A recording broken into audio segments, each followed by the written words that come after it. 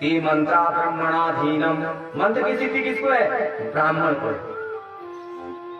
तस्मा ब्राह्मण देवता, इसलिए ब्राह्मण को देवता की श्रेणी दी गई है। इसलिए हम श्राद्ध करके भोजन पितरों को देते, वो ब्राह्मण को देते। एक प्रसंग बताऊं आपको, क्या श्राद्ध वास्तव में पितरों तक पहुंचता है? आपको विश्वास है?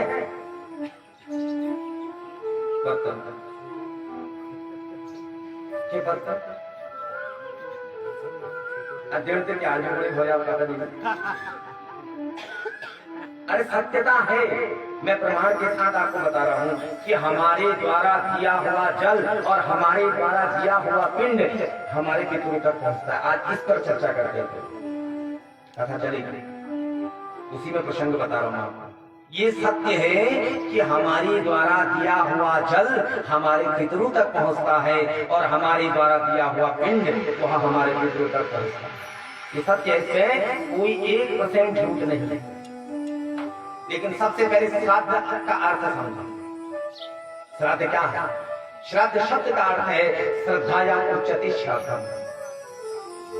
सबसे पहले श्राद्ध में हमें श्रद्धा रखनी है। श्रद्धा का मतलब पवित्रता। नए धोबी हवि करें। हवि का मतलब समझते हैं? व्रत। व्रत का मतलब एक समय भोजन, हल्का भोजन। श्राद्ध के दिन दाल नहीं ली जाती। ठीक है, क्यों नहीं ली जाती है? क्योंकि वह तामसिक भोजन माना जाता है। उस दिन शरीर में तामस नहीं होता, इसलिए हल्का भोजन श्राद्ध के दिन किया जाता है। अब श्राद्ध की बारी आई, शब्द क्या आया? श्रद्धाया उच्यते श्राद्धम।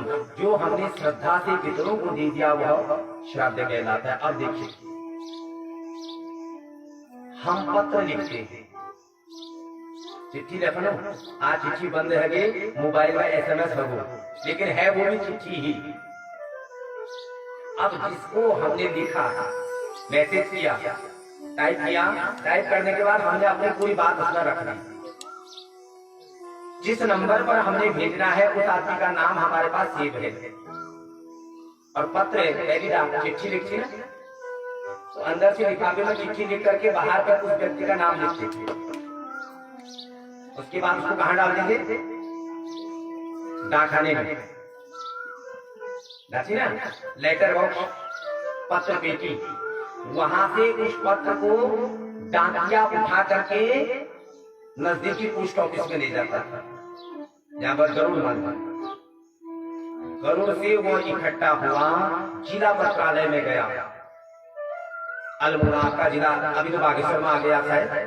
बागेश्वर में ना हम लोग, पहले अल्मोड़ा होता था। चलो आज हम बागेश्वर मान लेते हैं। बागेश्वर जिला पत्रालय में पहुंचा। अब जिला पत्रालय में सारे बागेश्वर के पत्र आएंगे। उसके बाद वहाँ कर्मचारी लगेंगे, छांटेंगे उसको। किसी को दिल्ली जाना है, किसी को कपूर जाना है, किसी को भराड़ी जाना है, किसी को मुंशारी जाना है, किसी को बम्बई जाना है। वो पत्र हैं सब इकट्ठे। तो वहाँ की डाक उन्होंने तैयार कर दी। फिर वो डाक तैयार हुई, वहाँ को भेजी। ये किसका काम है? जो कर्मचारी लगे हुए हैं। अब वो पत्र जब तुम्हारे बंबई पहुंचा तो तुम्हारे पास मिल गया ना, वहां भी जाके आएगा, तुम्हें दे देगा। तुमने अपने घर की कुशल पढ़ ली। अब आज चलो पत्र का समय नहीं रहा, आज मोबाइल का SMS है, लेकिन मोबाइल का सिस्टम भी वही है। अब उसी प्रकार से श्राद्ध में सबसे पहले क्या किया जाता है? तर्पण। तर्पण करी जाना है। शास्त्र में एक बात कही है, श्राद्ध जो है रात्रि में निषिद्ध माना गया। क्यों? रात्रि श्राद्ध नहीं करेगा, श्राद्ध दिन में करेगा, सूर्योदय से सूर्यास्त से पहले। क्या कारण है? क्योंकि उसके पीछे कारण ये है, हमारे जो प्रत्यक्ष देवता हैं सूर्य भगवान, वो हमारे और देवताओं के बीच के डाकिया पोस्ट में। मैं चिट्ठी ले जानी पोस्ट में तो हूँ। अब हमने तर्पण किया, ताम्र पात्र में, कांसे के पात्र में, जिसमें भी तर्पण किया, तो हमने क्या किया? पिता का नाम लेकर के कहा वसु स्वरूपस्थ पिंताम। आदित्य स्वरूपस्य पिंताम, हे पिता हे दादा, इस जल को लेकर के आप तृप्त हो जाए। पिंताम, इसको पी करके आप क्या करें, तृप्त हो जाएं। ताऊ, चाचा, मामा, दादी, दादा, जितने भी हमारे अभिष्ट हैं उनके नाम का हमने तर्पण किया। एक पात्र में सारा जल इकट्ठा हुआ, उस पर गौ माता का दूध मिलाया, शहद मिलाया, घृत मिलाया, पैकीलालम घृतम मम पितृम, ये मंत्रोच्चारण के बाद इनसे तर्पण हुआ। उसके बाद हमने उस जल को कहाँ डाला बताइए? नाइबा बाथरूम में। उसको तुलसी के वृक्ष में डाला जाता है। क्यों? सूर्य भगवान उसमें जो हमने एसएमएस लिखा, जो हमने शब्द बोले मंत्रों के द्वारा कि तृपिंताम, इस जल को पी करके तृप्त हो जाना, वो सारा उसमें इकट्ठा हो गया है। और वो इकट्ठा जल तुलसी में गया। तुलसी में उस जल को सूर्य भगवान ने ग्रहण किया और वह सूर्य लोक पहुंच गया। जिस प्रकार आपकी चिट्ठी जो है जिला पत्रालय में पहुंची नाम लिखने पर। इसीलिए रात्रि में श्राद्ध नहीं किया जाता है। रात में सूर्य भगवान ने पानी डाला। सूर्य लोक पहुंचने के बाद वह तर्पण का जल वहां से बांटा जाता है। पितृलोक वाले एक लोग जो है पितृलोक, तो वहां भेज दी जाएगी। तो अगला कर्मचारी जो वहां से लगे वो आगे भेजेंगे।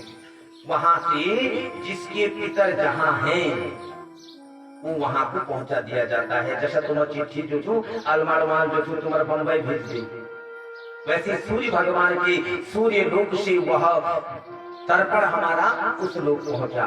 तर्पण तो हमारा ऐसे पहुंचा। अब दूसरा आया पिंडदान। श्राद्ध में पिंडदान किया जाता है। तो पिंडदान करने के बाद हम उस व्यक्ति का नाम लेते हैं। हाथ में संकल्प लेनो, मम पितु या मम मातु जैकल नाम छू पुनर्लिखिय पिंड जो समर्पण करनी। हम एक बलि भी साथ में रखते हैं।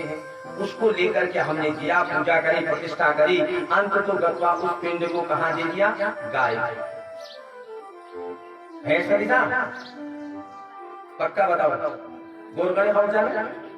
हाँ, किले गाय के शरीर में 33 कोटि देवताओं का वास है और 33 कोटि देवताओं में पितृलोक भी है। अब तुम बोला ऐसी देख चलो, कहाँ है गाय का 33 कोटि देवता? पता है आपको? नहीं देख रहा क्यों? आज बताता हूँ आपको कहाँ है। गाय के शरीर में 33 कोटि रोम है। रोम का जानते हैं? जो बाल है वो हमारे 33 कोटि देवता है।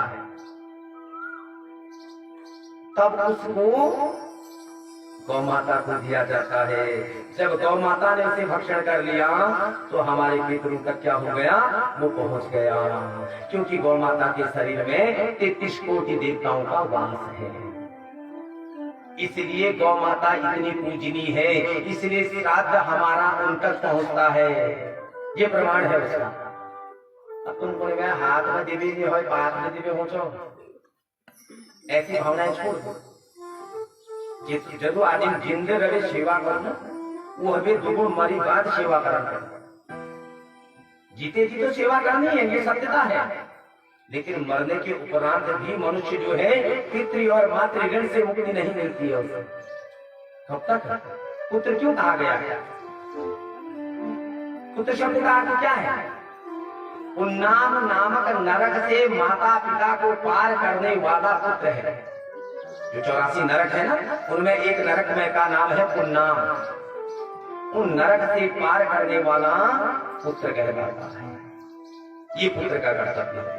जिस दिन माता और पिता का ऋण हमने मुक्त कर दिया, अर्थात पिता की अंत्येष्टि कर दी, माता की अंत्येष्टि कर दी, उस दिन हम माता पिता के ऋण से मुक्त हो गए। ऐसा मत समझो कि भाई हमार कभी कभी दुर्भाग्य होता है कि पिता जीवित होता है और पुत्र चला जाता है। ये दुर्भाग्य तो है। तो ऐसे पुत्र को शत्रु कहते हैं। ये मित्र पुत्र दो प्रकार के पुत्र, एक मित्र है, मित्र जो हमें को नाम से पार कर रहा है, और वह शत्रु है जो पिता की मृत्यु से पहले चला जाता है, वो शत्रु पुत्र। शास्त्रों में ऐसा वर्णित करता है। तो इसलिए श्राद्ध को जो है हल्के में न दें। श्राद्ध सबसे बड़ा कर्म है हमारे सनातन में, और बड़ी श्रद्धा के साथ। अगर हम श्राद्ध नहीं करते हैं तो क्या होता है जानते हैं? निराशो पितरो गति। अगर हम माता पिता अपने परिजनों का श्राद्ध नहीं करते हैं तो महाराज जो शीतल हो ना, पितरों एक ऋतु है, पता होगा आपको, तो उस समय पितर हमारे घर में आते हैं।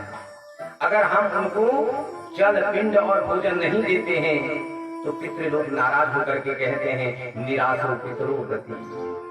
श्राप देकर के चले जाते हैं कि आज मेरे कुल में कोई नहीं रहा मुझे पिंड देने वाला, और चले जाते हैं। तब हमारे यहाँ पितृदोष हो। तब करो हम जागर लगाओ, फिर हो शुरू। अगर ये सब कर लोगे ना, माता पिता की सेवा करोगे, उनको संतुष्ट रहोगे, चेंज होगा कभी नहीं होगा, गारंटी दे रहा हूं आपको।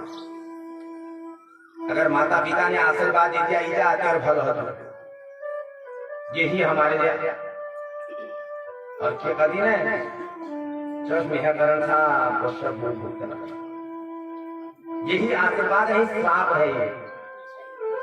फिर ढूंढते हैं हम पुछारू को, उसको उसको उसको। अरे ऐसा करने से पहले सेवा कर लो ना।